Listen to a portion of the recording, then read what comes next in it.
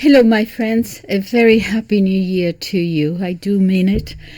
Okay, today's the 1st of January 2025. So I was thinking what to do today. I wanted to do a video on something, and I had thought of several things. I had thought of doing the episode number 2 of The Eminent Victorians by Lytton Strachey. And I thought, no, today being the first of the year requires something different. I did record it, but I will put it up some other time.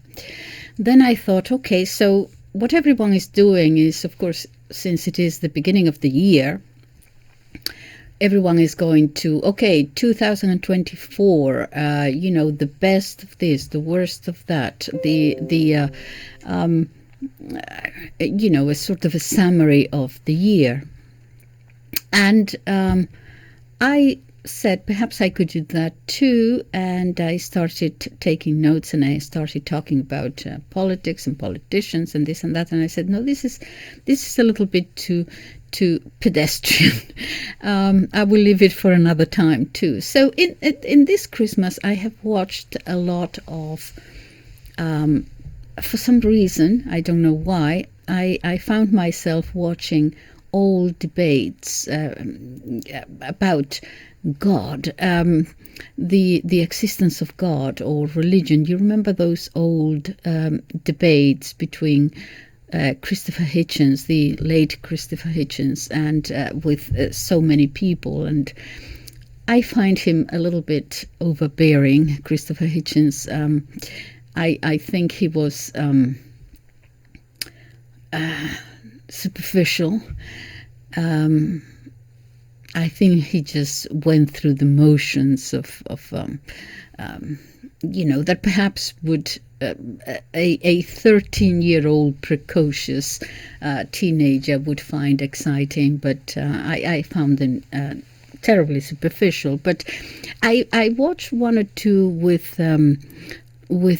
Dr. John Lennox, the professor of mathematics at Oxford University, and who forced him to be a little bit more serious about the whole thing. And I watched several of those things. Anyway, that, you know how it is with YouTube and the algorithm that you watch something and then something else. I'm actually quite grateful because I am able to watch things, hear things and read things that I wouldn't have known otherwise. So even though sometimes we all have reasons to complain about YouTube, in my own particular case, they haven't punished me yet. Touch wood, whatever.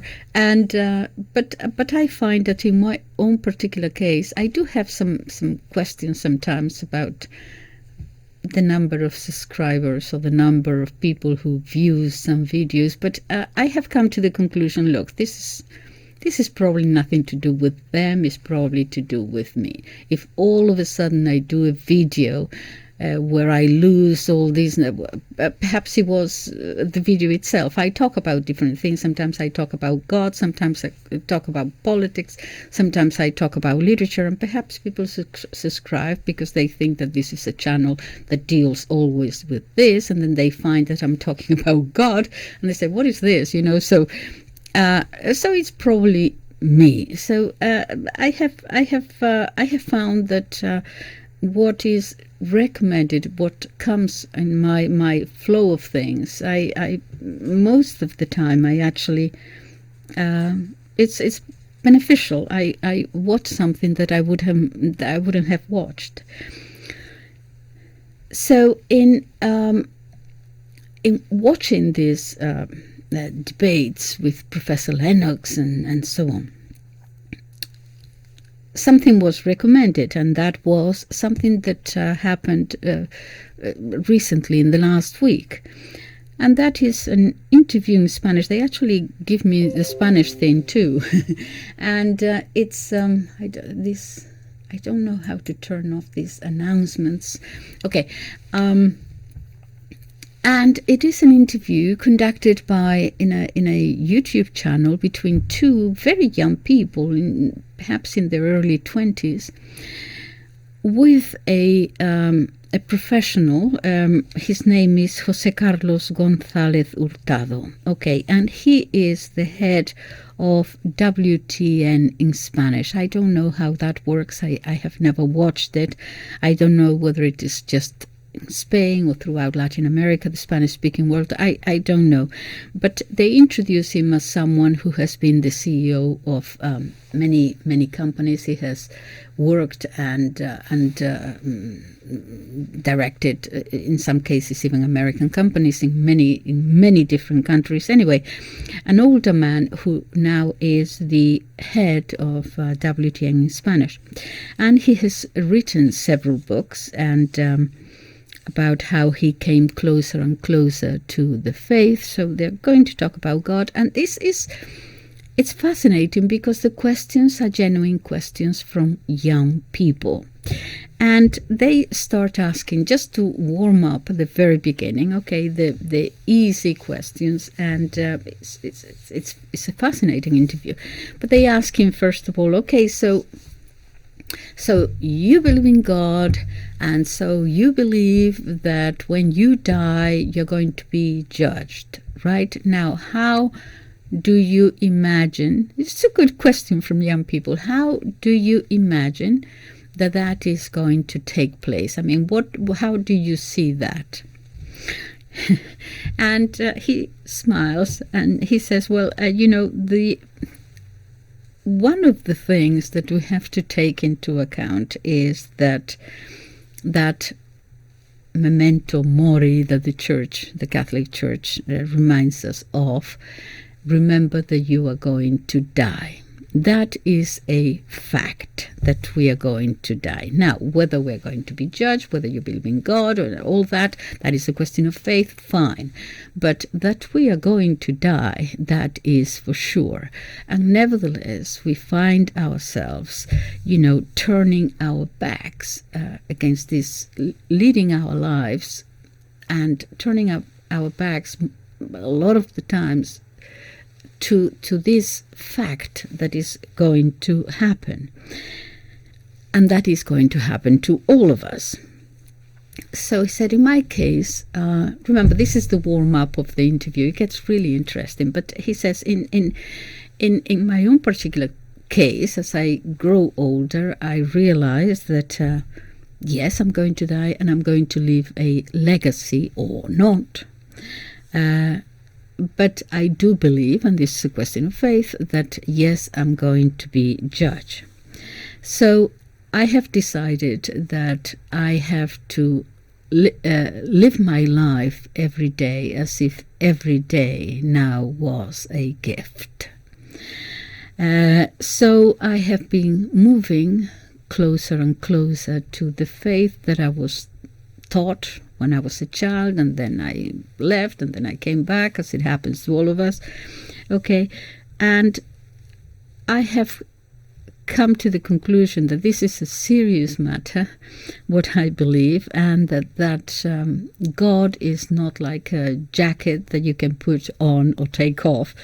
And so I have taken this belief seriously, and I have made it an integral part of my life. I now allow it to define me. It defines me. I am Catholic. It defines my faith. Defines me. So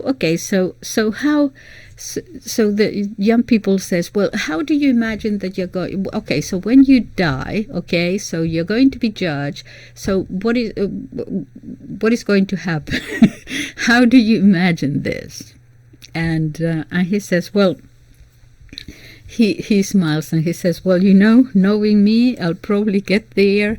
And the first thing that will occur to me is to hope that Mother Mary comes to my rescue there. And they all laugh. And he says, no, because he says, look, again, this is a question of faith. Yeah. But if you remember, he says, the first miracle that Jesus does, the wedding at Canaan. It says, his mother comes to him and says, they have no wine. And Jesus replies, don't remember the exact words, but it's something like, my hour has not come, or something like that. He said the way he's not thinking of doing the first miracle. Okay, so he says the way I explained it to my kids when they were young was, when young kids or young teenagers say to their mom, stop telling me what to do. Well, chill out, something like that. Okay, Jesus is not ready to do that, but his mother practically ignores what he says and goes to the people and says, do what he tells you to do. And Jesus ends up doing that miracle. So he says, the power of a mother, that, okay, she is suggesting something, okay, but he ends up doing what she wants. So he says, so there is a certain power there. So you asked me to imagine. Well, I tell you, when I'm there, probably I would hope that Mother Mary comes to my rescue a little bit. Okay, so the interview was starting like that, but then they get to questions of, for example, in Christianity, the Catholic faith, we believe, for example, in the Trinity. Yes, so there's God the Father, God the Son, and God the Holy Ghost. Yeah, the Trinity. And the young people ask him, okay, so we know that, for example, some other religions or some Muslims believe that we are, because of that we are polytheists. And how can we explain that? Well, that we get to the mystery of the Trinity. My goodness. Okay, so how are you going to explain it? He said, look, no, we are not polytheist. God is one. God is one. However, he says, I'm not a theologian, so the way I explain it to myself and the way I explain it to my kids when they were young was, look, one God, three persons, or, if you like, three manifestations. Okay, so, for example, he gives the example, look, water is water, but you can have water in liquid form, you can have steam, or you can have water in solid form, ice. There are no three waters, there is one water, yeah? Or, for example, a dice. You throw a dice on a table, it's one dice, but it has several faces, the 1, the 3, the 6, and so on. So he says that is how, but it remains one dice, it remains one water. He says that is the best way I can do to explain it to myself.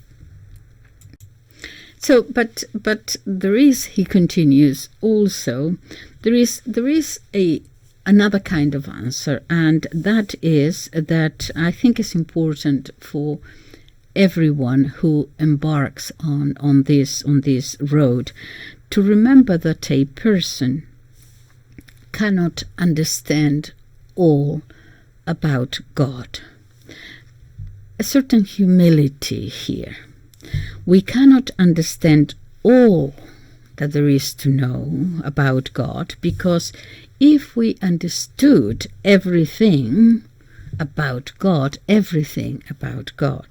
then we would be like God, and we are not like God, and I am not God. And since I know that I am not like God and that I am not God, it is logical for me that I might never understand all there is to know about God. That seems to me, a good way of looking at it. And then he moves on to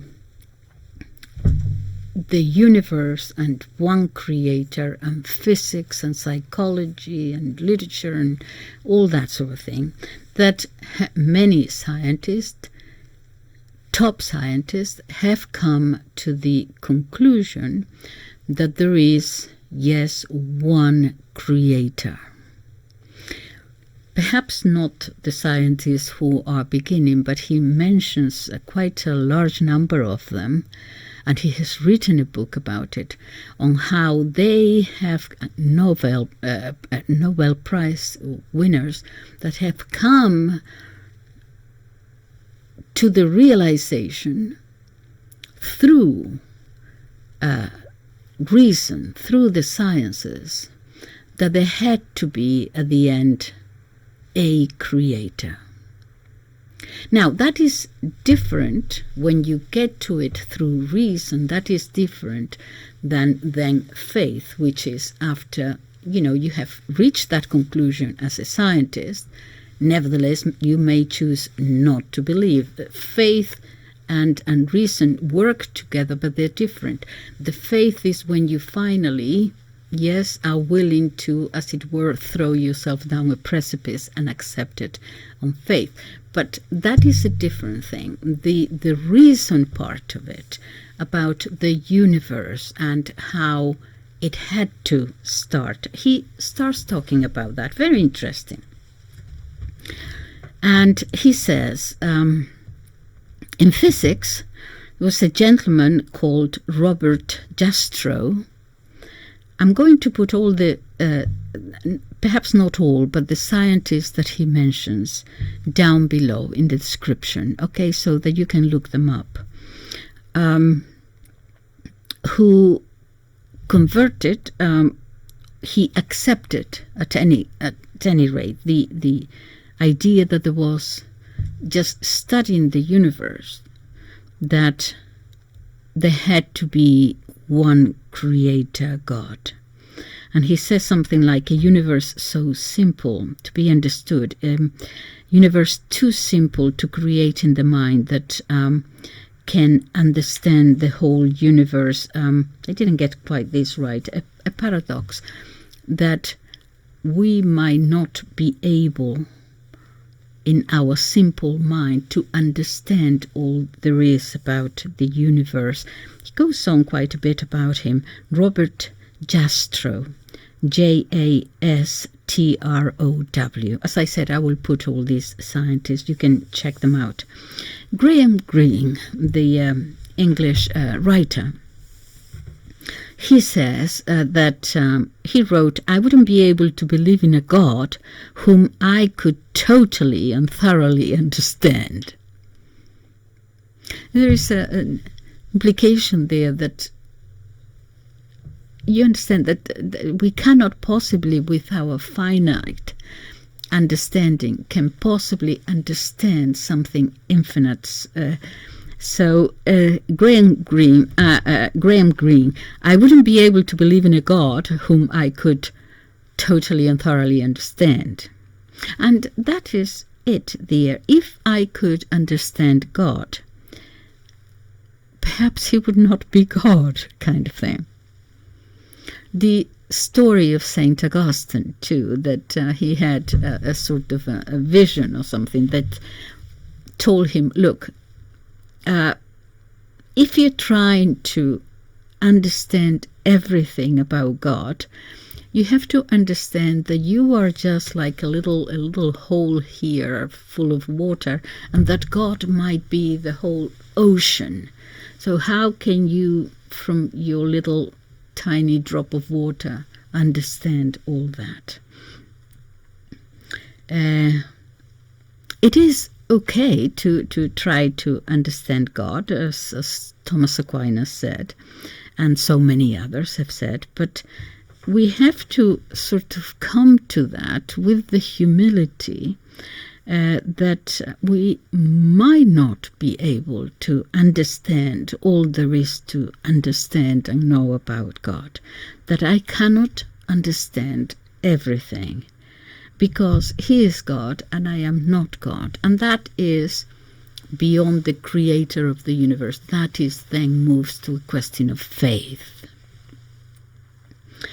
So the two young men say, well, how about different religions then?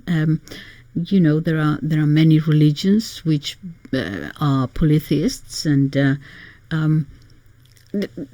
talk about other religions. Okay, so he says,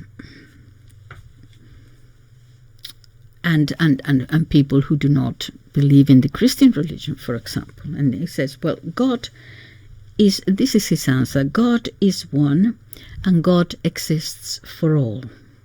Using reason alone, one can reach the conclusion that God is only one, as so many scientists have done.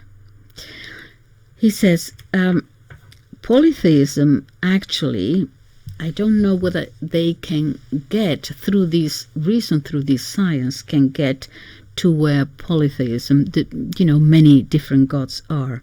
He says, remember Aristotle himself, well before Christianity, reaches the conclusion that there cannot really be many gods.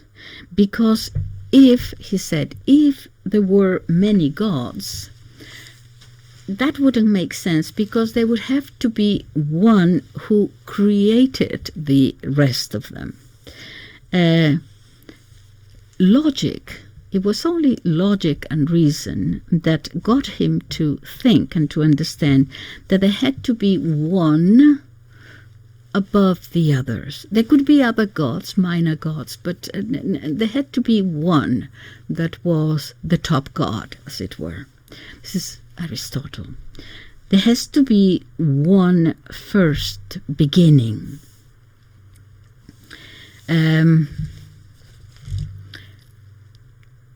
Buddhism, he says, is perhaps is not a religion, it's more a form of spirituality rather than a religion. If it were, it would probably be monotheist. Hinduism and the others are different, but he says in monotheist religions, okay, so we have the three Abrahamic religions: Judaism, Christianity, and Islam. He says there is one religion. He's going to talk about the one God, monotheist. In the olden times, yes, one religion that coincides actually with what science shows now, and that was the old Jewish religion, Judaism. Why? Because what does science say? What does science say? Science says that the universe had a beginning. Science says that 13,700 million years ago, okay, there was a Big Bang which created everything, gave rise to everything else that followed afterwards. And it created time, it created space, and it created matter. That is what science tells us. That is what science says. Now, this religion, the old religion, Judaism, speaks of creation also from nothing. That is Judaism, yeah, and therefore all the others Abrahamic religions. Other religions do not speak of that outside of the monotheist religions. For example, they will speak of the myth of the eternal return, for example. Buddhism and Hinduism speak of the universe in a stationary position. Now, through science, we know that scientifically, at any rate, doesn't make sense, that it cannot be like that. Science, in a way, has disproved that. Okay, so Judaism inspired. Okay, so we have Judaism inspired by God, and then we have throughout the prophets that said that, continuing with the religion, that a Messiah would come, that a Messiah was to come. This is hundreds and hundreds of years before Christ was born. But they do coincide, many of them, with what happened. Let me look at my notes. Because he goes to the Bible and he quotes Micaias,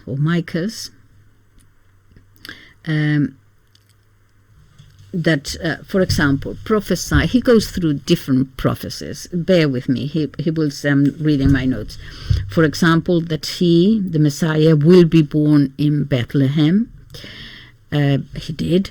Isaiah says that he will die this particular way, and he dies that particular way, and that he will be born of a virgin, and he was born of a virgin. Daniel says that when he says when he will be born, when the Messiah would be born. This is hundreds of years before. It coincides. Okay, I know that you can have many questions. Well, perhaps this is after the fact, but in any case, he's going through this long list. He says there was an author that calculated, nevertheless, with all these coincidences and so on, there was an author that calculated the possibilities of all these coincidences. And he says, I just mentioned 4 or 5. I won't go through all of them, but there are many more. There are altogether about 30 or so that prophesy the Messiah as we Christians and Catholics believe that happened. This author calculated what were the possibilities of that coming about, and he said he calculated that it was 1 to the power of -73. Whatever that means, I don't understand it, but he says basically impossible. That is, of course, that is not a sufficient reason for anyone to have faith, because it could have happened, whatever, okay? But that is, again, a question of faith. But it is enough to make us, consider that there might be something here. Okay, so Jesus announced by the prophets. And he points out in this particular case, of course, there have been many messiahs, yeah, but where all the prophecies coincide, there is only this one time.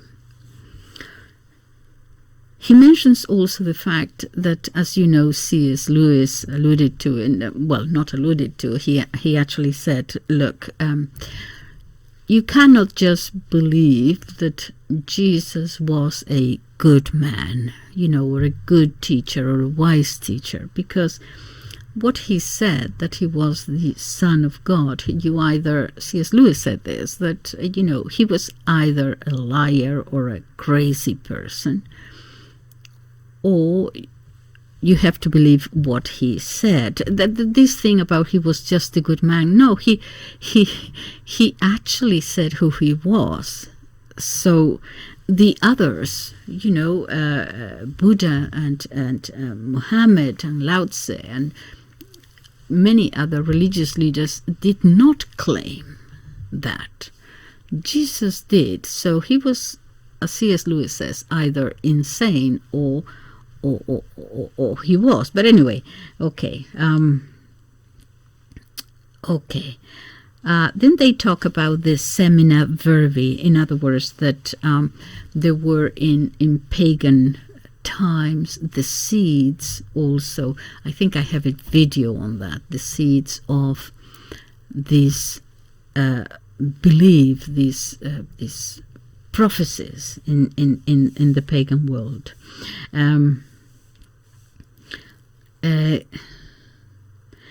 He says philosophy also arrives, talking about science now and logic and reason. He says philosophy also arrived to this one beginning. Aristotle and Plato, in their time, they were considered atheists. Atheists because they were not polytheists. They believed that at the end of it all, there had to be one God, one beginning.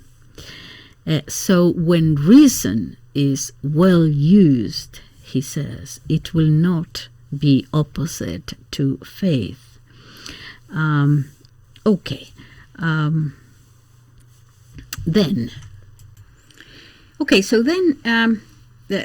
Talk about that for I just leave it for, just to tell you just bits and pieces of things. But then they move on to atheism.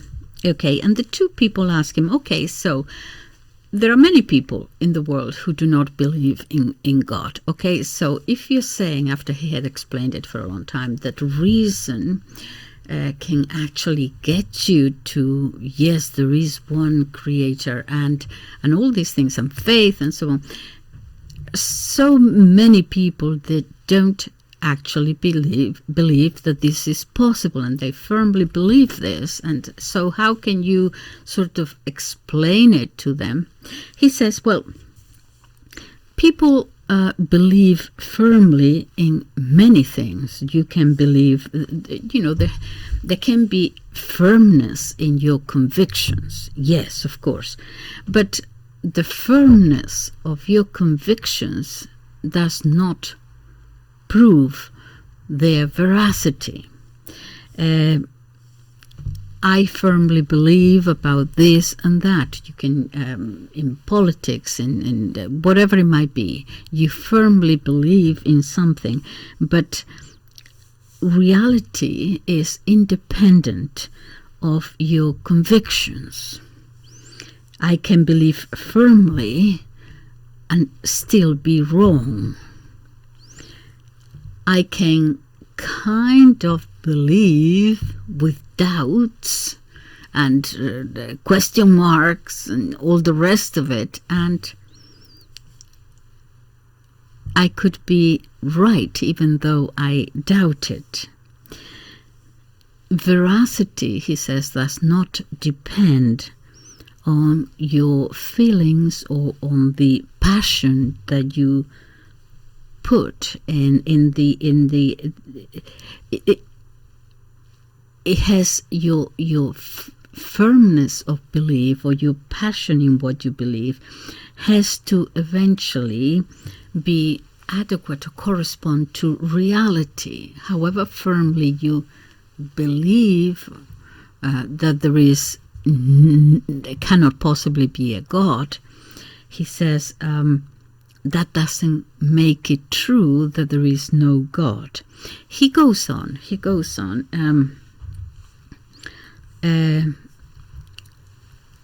It is in our time that for the first time, certainly since we could perhaps say the 16th or perhaps the 17th or perhaps the 19th century, but in any case, our modern Western world of viewing the world, that is the first time that human beings do not actually believe in the transcendental.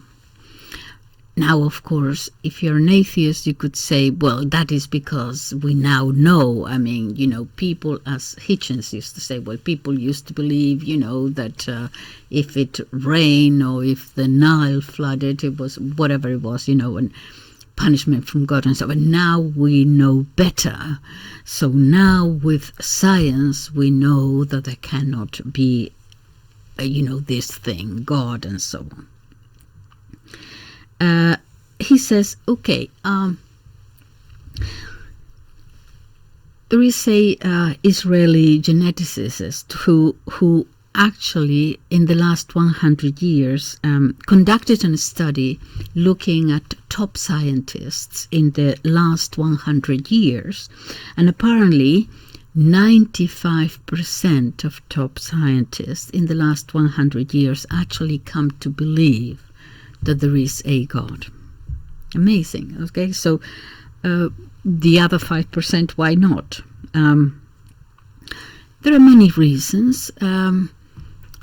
reasons why a person has come to the firm belief that this is all nonsense and that there cannot possibly be a God.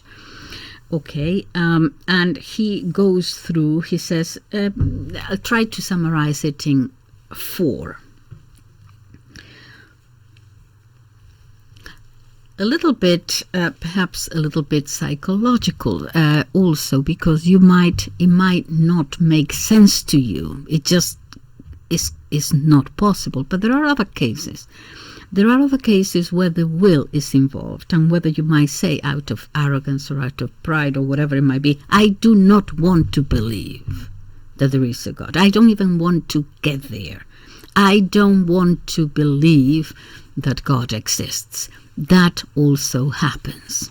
Okay, so that is more of a psychological, not necessarily rational, but psychological. He mentions Fred Hoyle, nominated for the. He was an atheist at first, but anyway, he converted. He was nominated for the Nobel Prize several times. He's actually the one who coined this phrase, the Big Bang. Okay, Fred Hoyle, and he gives these psychological reasons that he came to the conclusion that there was, and looking at himself, he said, it's just that I didn't want to accept that. Another reason could be fear. Is not all the reasons are rational.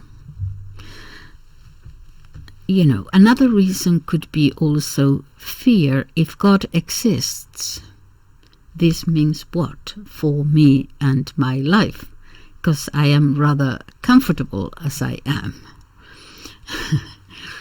Another reason could be bad example. Look at you people who believe in God, and look what you did or you didn't do. I don't want to be like you. So it's not always a case of the person being so much more intelligent that through reason alone he has come to that conclusion. There could be psychological reasons of the will. It mentions also Peter Singer, I do not want to believe. That kind of thing.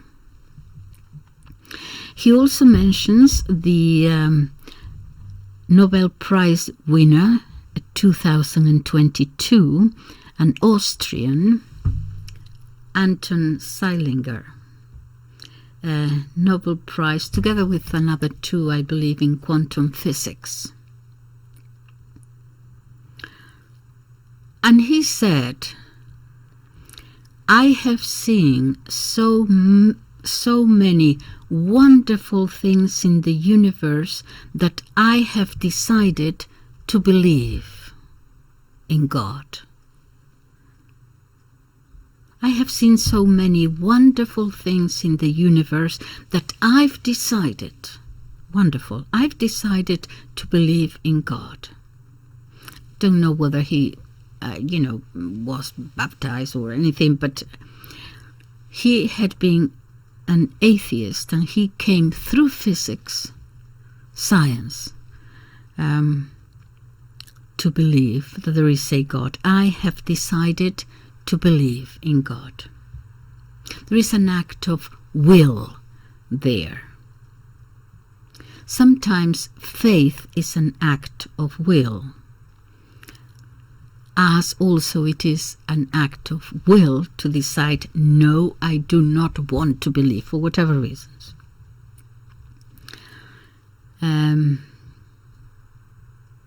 So it is a voluntary decision.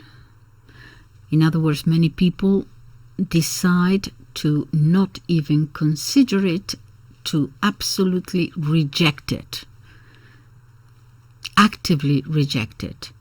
But let us not kid ourselves. It's not always because of a superior rational mind. Okay. What else do they talk about? Yes, he also mentions Dr. Paul Vitz. He wrote from the Franciscan University of Steubenville in the United States. Wrote many books. One of them is The Faith of the Fatherless, dealing with atheism. And he discusses that the question of authority also, of someone that, limits to what you can and cannot do. He explores all that psychologically. That is not the only reason, obviously. You understand what I'm saying, to be atheist, not to believe in God. But there are many reasons, as I said. Okay, so you can get to believe that there is a God through the sciences, through reason, through philosophy, through physics, through quite a number of things, but that is not the same as then faith.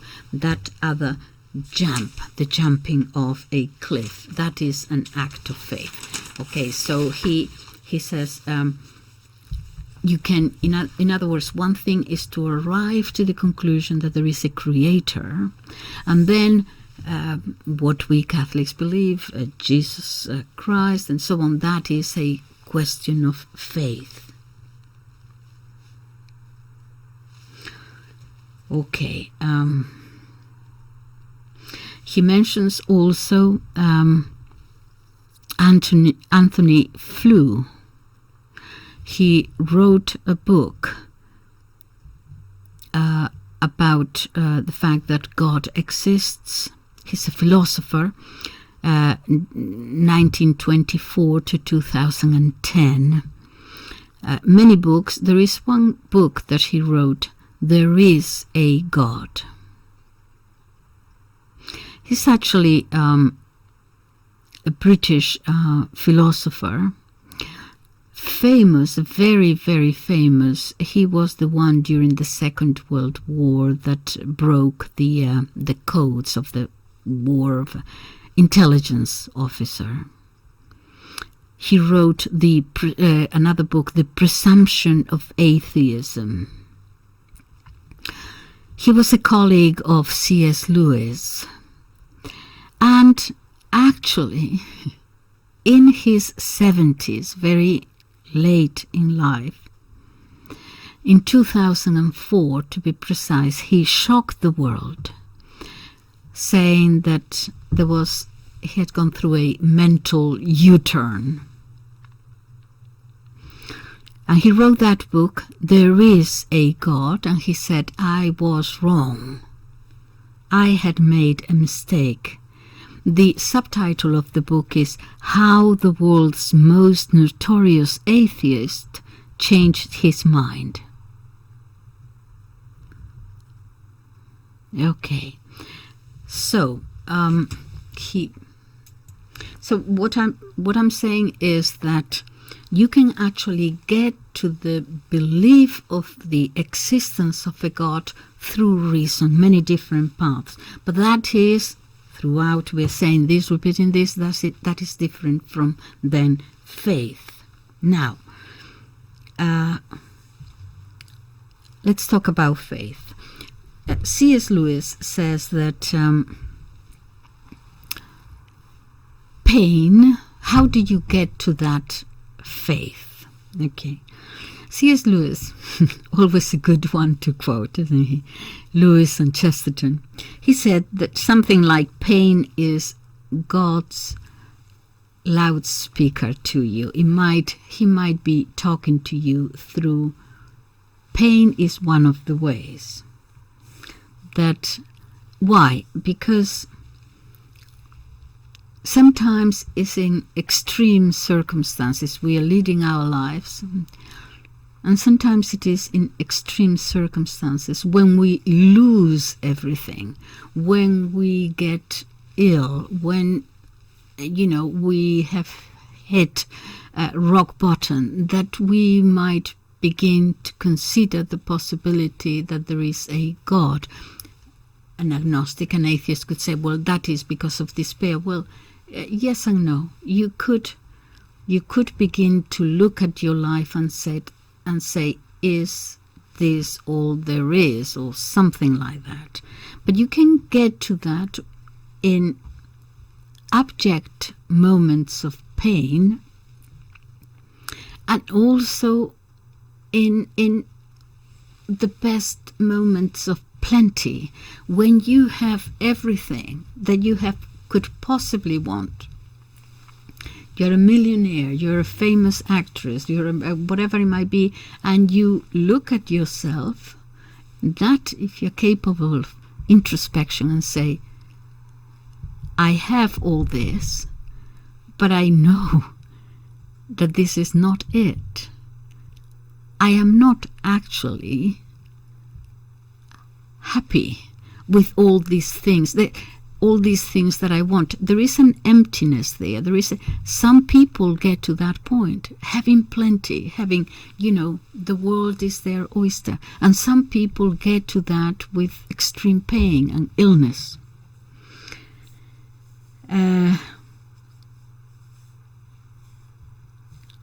He mentions here, I think I should mention this, it's a little bit out of place. I don't know how he got to yes, okay. It's because he's talking about, for example, the persecutions of Christians, throughout time, and how the more pain, or the more they were persecuted, the more firm their faith became. He mentions one example. I'm going to share this with you because I know that most of you are not aware of this. That during the Spanish Civil War, you've heard, I think I mentioned this before, and you read, okay, there was two sides. One was bad, Franco, and the other was good, the Republican side. Freedom and democracy, and so on. But history, it's... I have mentioned this somewhere else, and I told you before that this was not as simple as that. What happened with the Republican, called Republican, but there were communists and anarchists and different types of communists and all these sort of things. Okay, so one way was to say Republicans, but within the Republicans there were right-wing Republicans, so it was a mixture of a lot of things. But what you heard was that side was the good one. Well, I want to tell you, and he alludes to this, that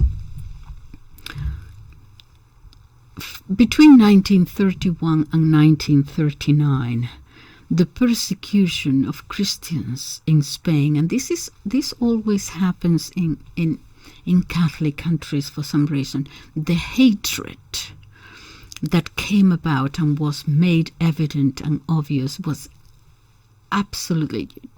I'll give you some figures. It's equivalent to, you heard of La Vendée during the French Revolution. You heard probably of Mexico, the French there and the English in the 19th century, the persecution of the Catholics there. In Spain during this time, the atrocities on the side of the Republicans, the front, was so great. Look, more more than 7,000 priests were assassinated. Tens of thousands of lay people, just sometimes for wearing a cross. You know, they identify you as a Christian and you would be assassinated. 13 bishops. Not one of them apostatized. There is a book written, Ode to the Martyrs of Spain. It was actually published by the Barcelona Council, Paul Claudel. One example of one bishop, the Bishop of Barbastro, which is in the province of Huesca. This is in Aragon, north. In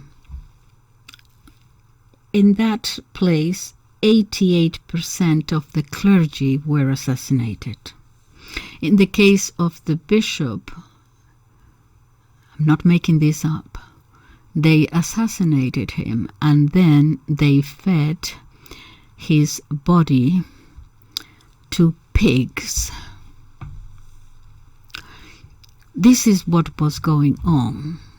Okay, the hatred, when it comes to Catholic countries, the hatred of Catholics in those countries has always been excessive. There is a hatred, there is a foaming at the mouth. Why is that? There were concentration camps in Barcelona. They called them the Checas, which is where the Soviets would take the people who did not follow their instructions. They were tortured there. So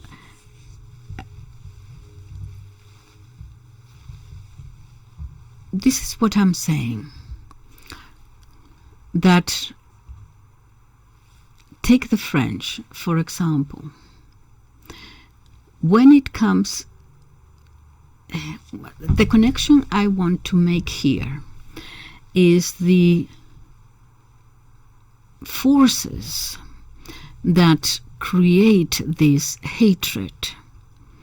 One of the forces we could say is Freemasonry, but Freemasonry is not necessarily anti-Christian, it's not anti-Protestant, it's very much anti-Catholic. Let me give you an example of how the French deal with this hatred of the Catholic faith, as opposed to the English, for example. Bear with me. In the this is what I mean. The English, we know, from the Reformation onwards, how they dealt and persecuted and prohibited Catholicism and so on. We also know, of course, how they dealt with Ireland. But it was in a way different. It was more, can I say, psychological? I'm just trying to explain it, in that the English used more psychological methods of, for example, ridicule, things like that. The French elites, the French dealt with it more openly, to actual persecution, to actually killing them. I think we have so many examples, as I said, the French Revolution, La Vendée, Mexico, and all that, and through that hatred, through France came to Spain. So it was something physical. It was actually persecution itself and killing and so on. They may have come to the realization that that doesn't quite work nowadays anyway, because when you see people killed and actually persecuted because of their Catholic faith, that might increase or the firmness of belief in others, when they see that. Okay, so they may have come to the conclusion that perhaps openly killing people no longer works as effectively. And so we have, for example, the Olympic Games. The Olympic Games was not persecution as it was in the older times. It was more the willingness to offend. It was more, shall I say, malicious in a way. Offend, ridicule, yes. But one may argue that they took it a little bit over the top. They took it too far with those Olympic Games. Because the French are known for, their reach is usually greater than their grasp. And they have gone too far. Because the reaction from the ordinary people of France, the French people, not the elites, the French people, was one of repulsion of what happened. Why? Why are they doing this? What is this about? There is always a broth, as it were, cooking among the French elites, this anti-Catholic, the sort of Masonic, anti-clerical thing in the elites. And the French people were actually quite ashamed of what had happened. They thought it was rather shameful, that open wish to offend. But, they bark and we ride. But the thing is this is why the Catholic Church, why not other Christian denominations? But I truly believe that it is because the Catholic Church is the one that preserves the Eucharist. If you hate it so much, it might be that there is something there that is alive and living. We don't see that kind of hatred about Zarathustra or, anybody else. It is this living thing that the Catholic Church preserves in the Eucharist. Let me say something about this then, the Eucharist. Faith. Uninterrupted faith in the Eucharist, in Christ being there, which goes back to the very early Christians. Go and look at the history, okay? At the point that the priest consecrates, that becomes the body and blood of Christ. The Last Supper. This is my body, a piece of bread. This is my body.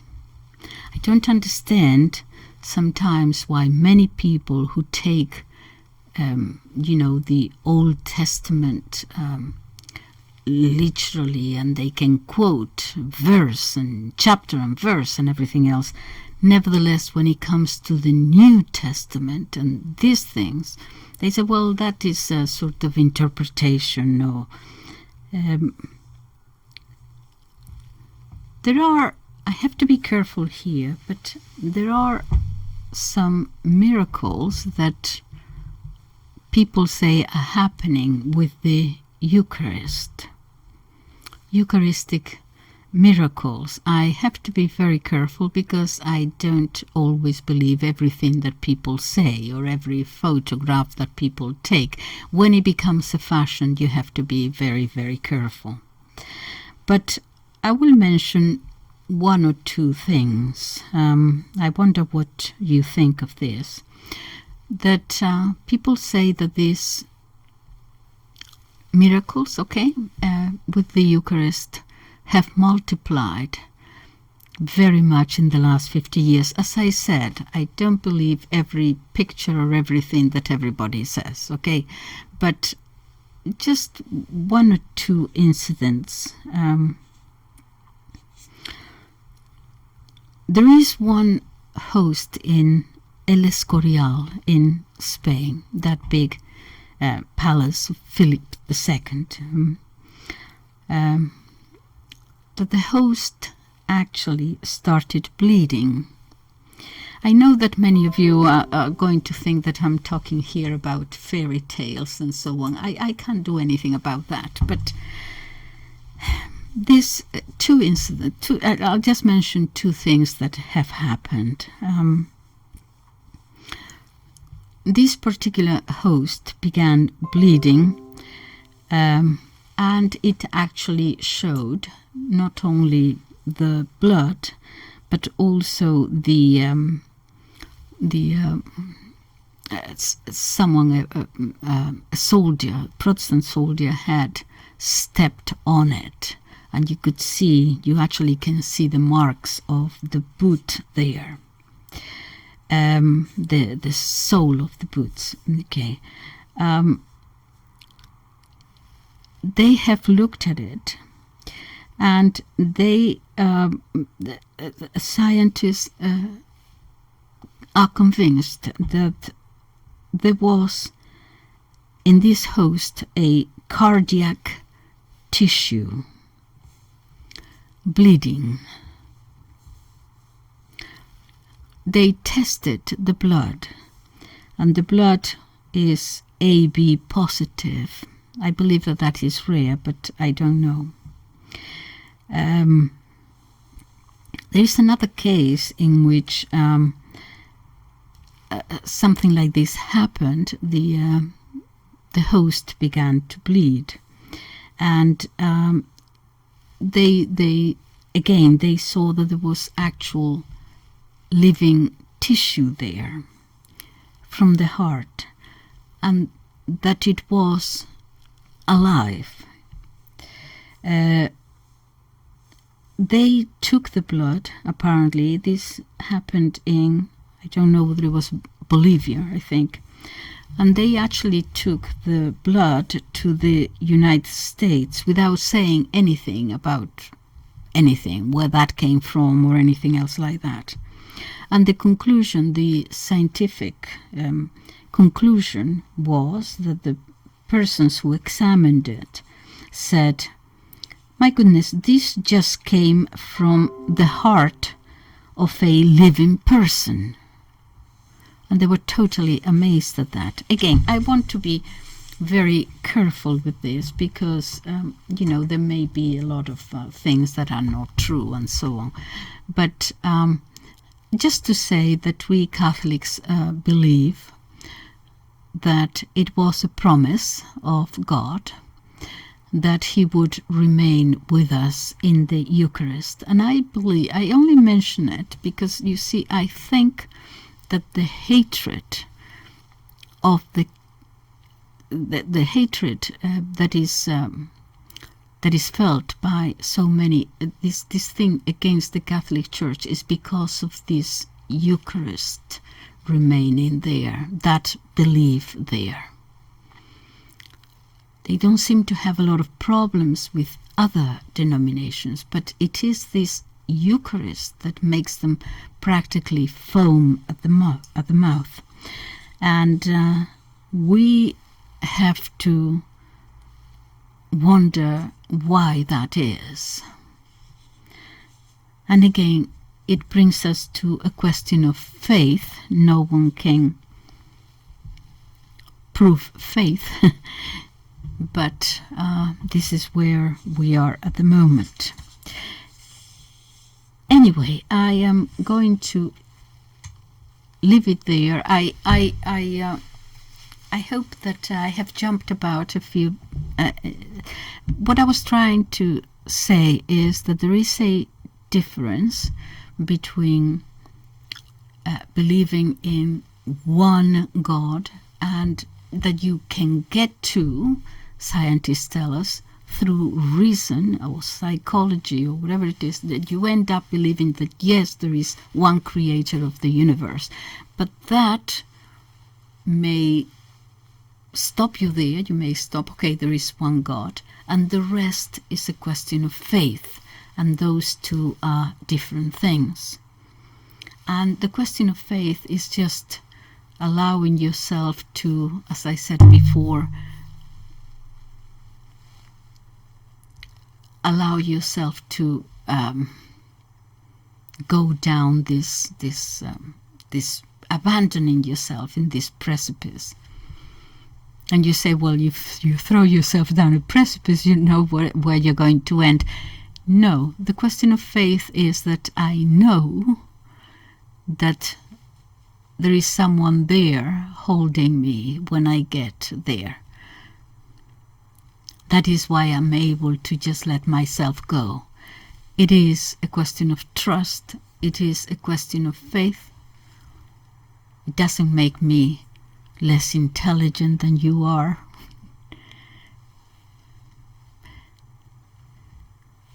It's something that in this day and age we might consider. I'll leave it there. Thank you so much for listening. Bye-bye.